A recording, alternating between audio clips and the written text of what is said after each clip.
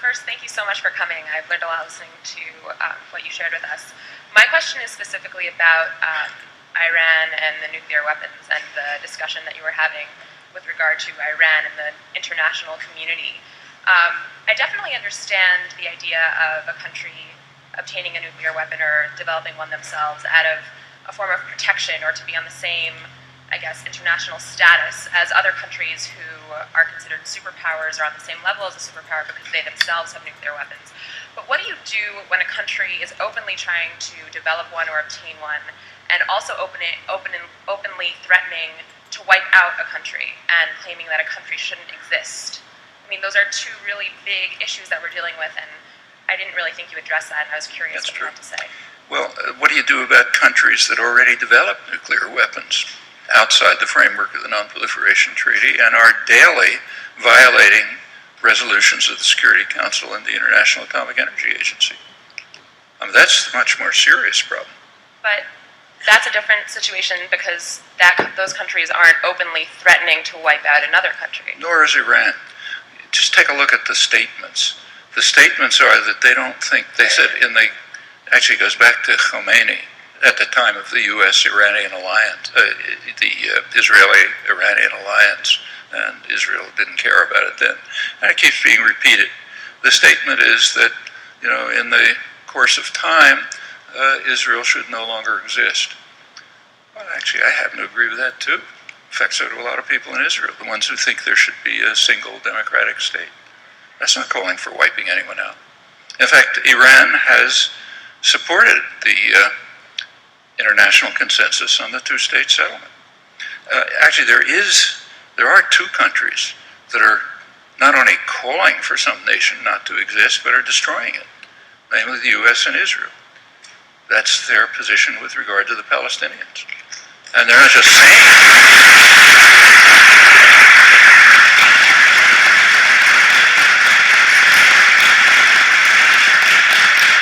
stress. They're not just saying it, they're doing it day by day.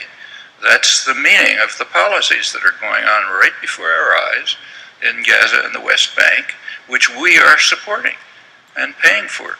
So sure, you shouldn't call for the destruction of another nation, and you shouldn't implement that. Actually, the official position of Israel, backed by the United States, they've slightly modified it, but back about 20 years ago, their official position, coalition government, Labor, Likud, was that there cannot be, I'm quoting it, an additional Palestinian state between Jordan and Israel.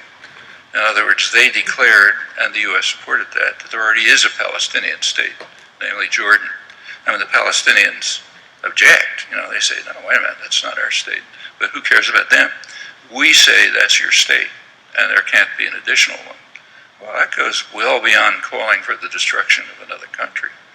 I mean, it's analogous to saying that if somebody came along, suppose Ahmadinejad said, Jews don't need Israel because they already have New York. Okay? I mean, we'd call that a revival of Nazism. But that's the official, has been the official U.S.-Israeli position. So there's a lot to be, incidentally, about Iran. Nobody in their right mind wants Iran to have nuclear weapons, or anyone else.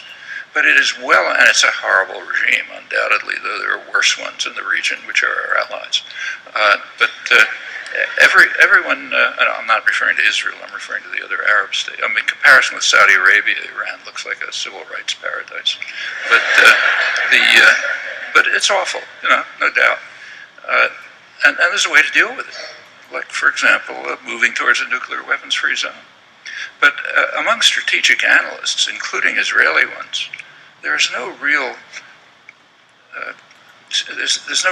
question about why Iran is moving to nuclear weapons capability, which is not the same as having nuclear weapons. It's just being at a point where you could have them, like most of the advanced industrial world is in that position.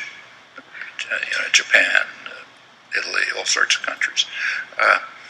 The reason is very simple, actually. It was described by one of Israel's leading military analysts, very hawkish, Martin von Crefeld, a couple of years ago. After the invasion of Iraq, he wrote an article in which he said He doesn't know if Iran is developing nuclear weapons, and he hopes not. But he says if they're not developing nuclear weapons, they are crazy. That was his word. They're not developing them, they're crazy. The United States has just announced, we're going to attack anybody we feel like and invade you if we can do it with impunity. So you better have a deterrent. Well, maybe they're developing a deterrent. No serious analyst thinks that they would use nuclear weapons.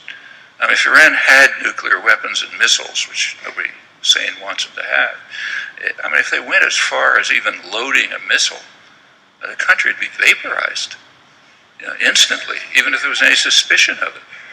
Well, the clerics may be hideous people, but they've shown no particular inclination for suicide and destruction of everything that they own and everything they value.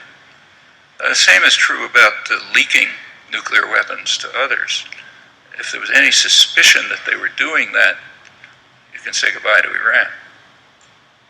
So the chances they're using it are, probably at the level of an asteroid hitting the Earth or something like that.